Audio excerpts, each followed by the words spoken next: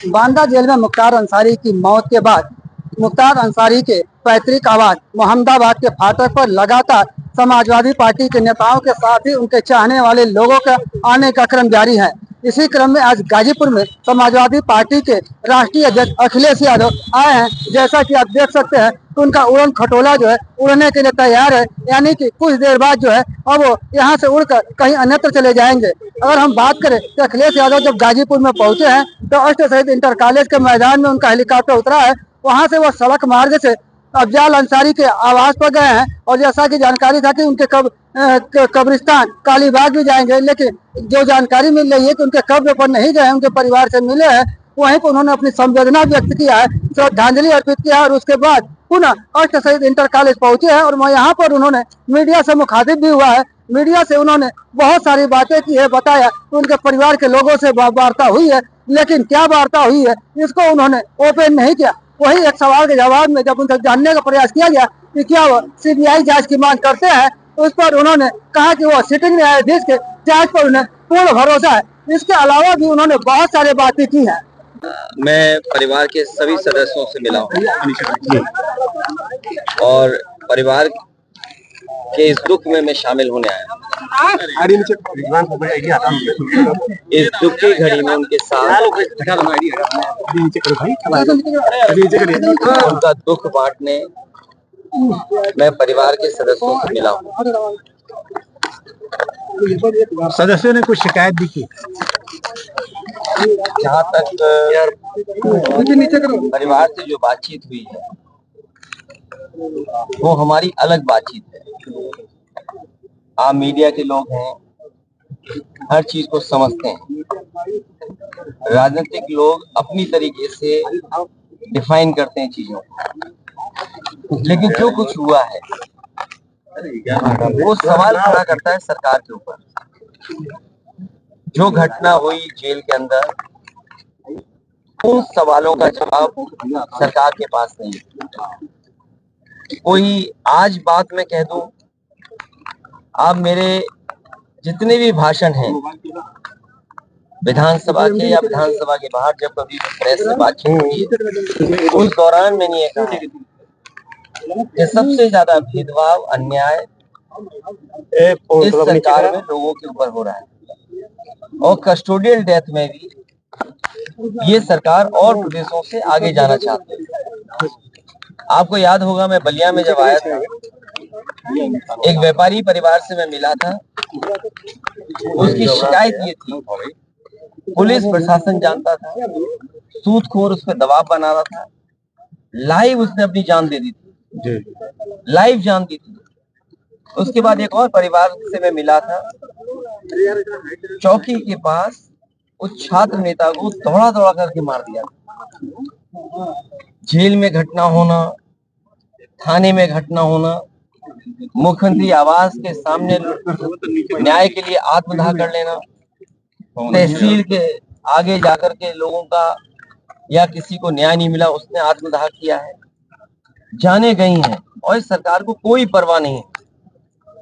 जहां तक इस घटना का सवाल है, कितने वर्षों से सजा खुद पाया और जिस व्यक्ति ने खुद कहा हो कि मेरी जान ले ली जाएगी, जहर दिया जा रहा है, उसके बाद सरकार ने क्या किया? और ये पहली घटना नहीं है, इससे पहले भी पूर्व में जिन जिन लोगों ने कहा कि मुझे खतरा है जान का, मुझे सुरक्षा दे, सरकार का पहला काम है नागरिकों को सुरक्षा देने का। जो सरकार सुरक्षा नहीं दे सकती, न्याय नहीं दे सकती, वो सरकार जनता की नहीं हो सकती। और आप जानते हैं, आप भी तो एक पिलर हैं डेमोक्रेसी, आप पे कितना दबाव है। आप सच दिखाएंगे तो हो सकता है आप पे कार्रवाई हो जाए, न कार्रवाई हो तो कोई पुरानी चीज ढूंढ ली जाएगी आपकी। आपने वो देखे कि अगर किसी पत्रकार ने खबर ये भी चलाई कि दाल में पानी है, नमक है, हल्दी है, दाल नहीं है, उसको जेल तक जाना पड़ा। तो ऐसी सरकार जिसपे हम सब यही कहते हैं कि डेमोक्रेसी में न्याय मांगना, न्याय दिलाना, ये सरकार की जिम्मेदारी है कि न्याय मिले लोगों को। कम से कम सरकार के प्रति भावना बढ़े, भरोसा बढ़े। और सोचिए आप, इंस्टीट्यूशंस खत्म हो रही हैं, हम किस पे भरोसा करें? हम पुलिस से शिकायत करें, पुलिस न्याय नहीं दे रही। हम किसी अधिकारी से बात करें, अधिकारी न्याय जनता को नहीं दे रहा। तो इन इंस्टीट्यूशंस को खत्म किया, ये आरोप कोई हम लोग नहीं लगा रहे हैं। क्या हमने आपने नहीं पढ़ा? एक गवर्नर रहे जम्मू कश्मीर के, उन्होंने कहा ये आखिरी चुनाव डेमोक्रेसी का, अपने बोर्ड से बचा लो। अगर बोर्ड से डेमोक्रेसी नहीं बची तो डेमोक्रेसी हमेशा हमेशा के लिए खत्म हो जाएगी। इसीलिए इंस्टीट्यूशंस को खत्म कर रहे हैं। हम किस पे भरोसा करें? इस सरकार ने भरोसे को और सच्चाई को मारा है। सर, मुख्तार अंसारी की जिस तरह से मौत हुई और परिवार ने और खुद मुख्तार अंसारी ने आरोप लगाया, क्या सीबीआई जांच की मांग करेंगे? मैंने अपने स्टेटमेंट में कहा, सुप्रीम कोर्ट के सिटिंग जज की निगरानी में, कोर्ट के सिटिंग जज की निगरानी में अगर जांच होती है तो न्याय मिलेगा। और जो न्यायिक जांच हो रही है उस पर भरोसा है? मुझे सरकार पे भरोसा नहीं है कि सरकार न्याय दिला पाएगी या सच्चाई सामने आएगी। लोग जानते हैं कि सच्चाई क्या है। सर, बांदा की जेल, और जेल में पहले भी कहा गया, जो व्यक्ति वर्षों से जेल में था, आखिरकार उसे क्यों लगा कि मेरी जान को खतरा है? सरकार क्या दिखाना चाहती है? तो कम से कम सरकार को न्याय दिलाना चाहिए और देश की जनता सच जाने, कम से कम उस दिशा में सरकार को काम करना चाहिए। हाँ, 2016 में आपने अंसारी बंधुओं का विरोध किया था अपने पिताजी के सामने पार्टी में लेने को लेकर। राजनीति हमेशा वर्तमान परिस्थितियों पे होती है।